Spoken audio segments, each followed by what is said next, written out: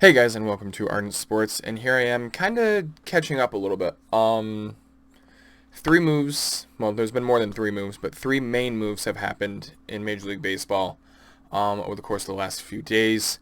Um, I'm going to talk about the biggest move in a separate video because I feel like that deserves its own video. But the other three I'm going to talk about in this one. Um, so... Let's go in chronological order here. So, on January 13th, the Houston Astros signed reliever Pedro Baez to a 2-year, $12.5 million contract. It includes a $500,000 signing bonus, more salaries, it's salaries of $4.5 million and $5.5 million with a $2 million buyout of a $7.5 million club option. So that means that it comes with an option for a third season. There's some other financial provisions as well. He could add up to $1 million to his 2022 salary depending on how many innings he throws. He could boost the buyout to $2.5 million and the option price to $8 million through innings pitched based accelerators. I like this signing a lot for Houston. Their bullpen has kind of struggled over the last couple seasons, basically since 2017, really. Just kind of pieces falling back and forth, whether it be due to injury or off-season setting elsewhere. I think there's even a couple trades in there. I think Pedro Baez is a really good fit for Houston. Now he's kind of going to the other side of the rivalry. Because let's be honest, there is now a rivalry between Houston and LA. It's just there. So that's the first move. Pedro Baez heading over to Houston for at least the next 2 seasons, and I think it's going to work out pretty well. Let's see. He also recorded a 3.03 ERA with 25.3% strikeout rate and an 8.2% walk rate over 356 innings as a Dodger from 2014 to 2020. He put up a 3.18 ERA during last season. Of course, he didn't really do so well along the way, and he easily registered the career worst numbers in average fastball velocity with 94.4 this past season. It wasn't the best season for Baez this last season. He usually manages like 96, 97 with his fastball, so he was down about 3 to 4 miles per hour. So maybe that's why he didn't get quite as paid. Maybe his arm is starting to kind of like deteriorate a little bit.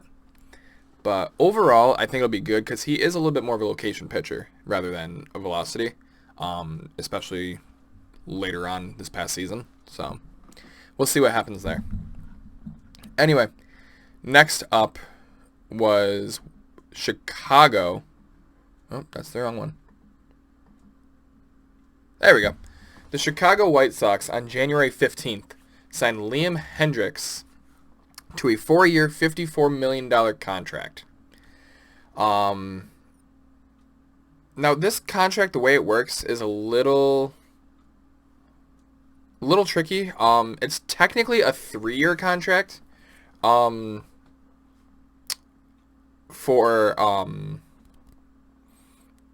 what would be $38 million. But the way it's formatted is really weird. There's a buyout and an option for that 4th year. However, the buyout and the 4th option are both worth $18 million. So I don't really understand Chicago's thinking in that.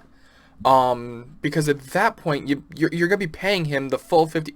He's guaranteed the full $54 million either way.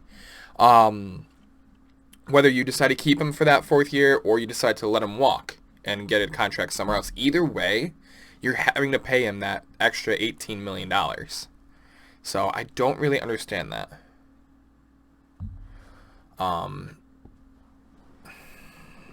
Okay. Sure. So if the White Sox don't pick up the option, they'll pay him, like I said, they'll pay him buyout for that same value. The only difference is if they don't pick up the option and they do a buyout, it's kind of going to format like Bobby Bonilla.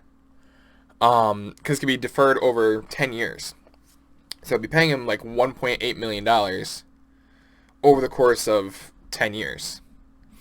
So I guess I kind of understand how that works. He was signed. It was signed on January 11th, and it was finalized on January 15th. I really like the addition of Hendricks to the White Sox. I think it makes the White Sox a very scary team. He's arguably one of the best closers in baseball, if not the best closer in baseball. I can't talk today. I'm sorry. From the 19 and 20 campaign, he pitched to a 1.6 ERA with a 33.1 strikeout percentage and piled up 39 saves out of 47 chances, and he actually won the American League Reliever of the Year honors this past season. Hendricks is a monster. I'm not going to lie to you.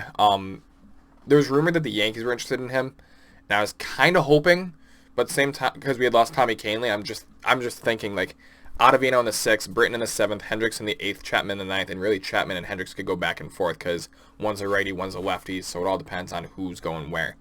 But either way, I think Chicago really hit the bar high with the addition of Liam Hendricks. I think that makes them a potential favorite in the American League Central. Cleveland obviously keeps falling back. I mean, they traded Francisco Lindor and Carlos Carrasco. They traded Corey Kluber a couple seasons ago. They traded Mike Clevenger this past trade deadline. I mean, they're just coming down. Minnesota hasn't really done that. I mean, they haven't done anything really this offseason. I mean, Trevor May was there. He's now in New York with the Mets. They haven't re-signed Nelson Cruz. They haven't really done anything. And then Kansas City and Detroit they're nowhere near contention yet. So, I mean, I guess we'll see. But I think this move puts Chicago quite possibly ahead of really the rest of the division. So that's my takes on Liam Hendricks. Next up, last night, the New York Yankees, my New York Yankees, went out and signed two-time Cy Young winner Corey Kluber to a 1-year, I believe it's $11 million. Yes, it's $11 million. A lot of people thought he would get around like the 12 to 13 range. He had a showcase this past week, and his, I guess, trainer is actually on the Yankee staff, so it only made sense. Once that was reported, I'm like, he's coming to New York. Let's do it. So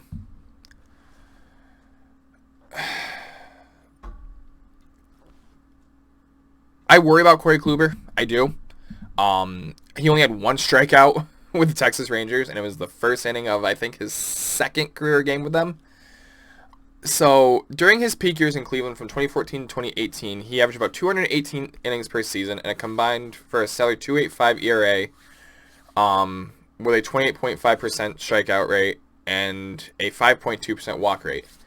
There's no reason to expect a dropout from him in 2019, but Kluber hasn't really been the same since. He only threw 35 and 2/3 innings in the few weeks of the season that was tattooed by opposing offenses, who totaled 23 earned runs on 44 hits and 15 walks with 38 strikeouts. He ended up fracturing his right forearm on May 1st, and that proved to be his final outing for Cleveland once they traded him to the Rangers for Emmanuel Clase and Delino DeShields that December. They didn't do bad. Kluber didn't do bad for Cleveland at all. I mean, he won 2 Cy Youngs, for crying out loud. Texas really expected a bounce back from him, but he couldn't really get it. He threw just 1 inning in his first start last season before exiting with shoulder tightness. So it was his first start. And Kluber never took the mound again for the Rangers. He ended up getting his $18 million option declined in favor of a $1 million buyout. So I made him a free agent, and he tried to prove that he was back to health, and he made that effort with a showcase on Wednesday that almost every major league team attended. His fastball topped out around 90, which is definitely down from 91 to 92. But you know what? That's okay. You know, I mean, he's getting a little older, so you don't expect his arm to be perfect. But I don't know. He's definitely not the ace he was, let's be honest. Once Severino comes back, he'll probably slot into the number 3, if not the number 4. Definitely behind Cole, definitely behind Severino, and maybe even behind Davy Garcia. In my honest opinion, this signing of Corey Kluber takes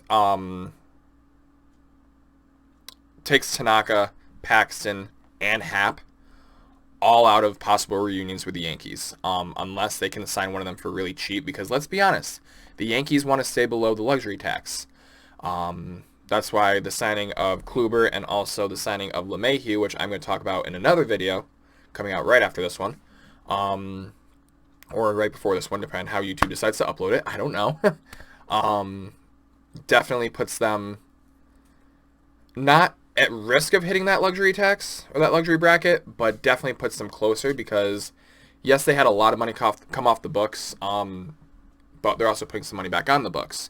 Yeah, keep in mind, the contract that they signed LeMahieu at first was $8 million a season. He's now getting $15 million a season.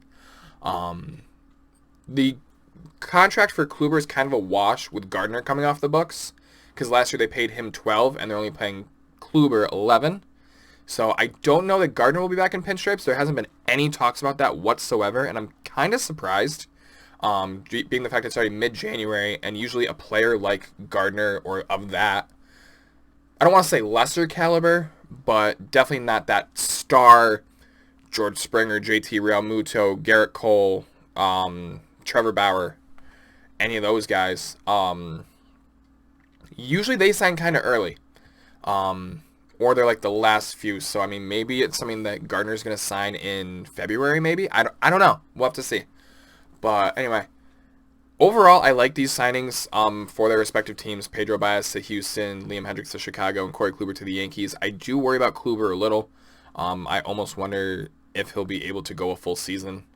But we shall see. Anyway, guys, that is going to be it for me. Be sure to like, comment, subscribe, share, hit that notification bell to see no more way to help out a channel. More videos coming soon. I'll be talking to you guys later. Peace. I'm out.